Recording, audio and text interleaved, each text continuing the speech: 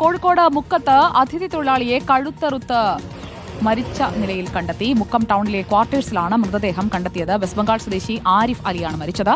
Police സ്ഥലത്തെത്തി പരിശോധന നടത്തുകയാണ്. അഭിജിത്ത് മുഴക്കുന്ന നമുക്കൊപ്പം എത്തുന്നു. വീണ്ടും അഭിജിത്ത്, സംശയാസ്പദമാണോ സാഹചര്യം? എന്താണ് നിഗമനം?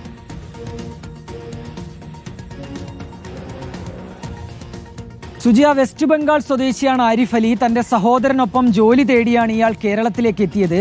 മുക്കത്തെ ഒരു വാടക വീട്ടിൽ ഇരുവരും താമസിക്കുകയായിരുന്നു. അതിനിടയിൽ ഇന്ന് രാവിലെ വയനാട്ടിലേക്ക് ജോലി തേടി ഈ ആരിഫ് അലിയുടെ സഹോദരൻ പോയി. ആ സമയത്ത് ആരിഫ് അലി മാത്രമാണ് വീട്ടിലുണ്ടായിരുന്നത്. തുടർന്ന് വൈകുന്നേരം ജോലി കഴിഞ്ഞ് തിരിച്ചെത്തിയപ്പോഴാണ് സഹോദരൻ ആരിഫ് അലി ഇങ്ങനെ മരിച്ച നിലയിൽ കാണുന്നത്. കഴുത്തറുത്ത നിലയിലായിരുന്നു മൃതദേഹം. ഉടൻ തന്നെ പോലീസിനെ വിവരം അറിയിച്ചു. പോലീസ് എത്തി ഇൻക്വസ്റ്റ് നടപടികളൊക്കെ പൂർത്തിയാക്കി. നിലവിൽ ഇപ്പോൾ മൃതദേഹം ആശുപത്രി മോർച്ചറിയിലേക്ക് മാറ്റിയിട്ടുണ്ട്.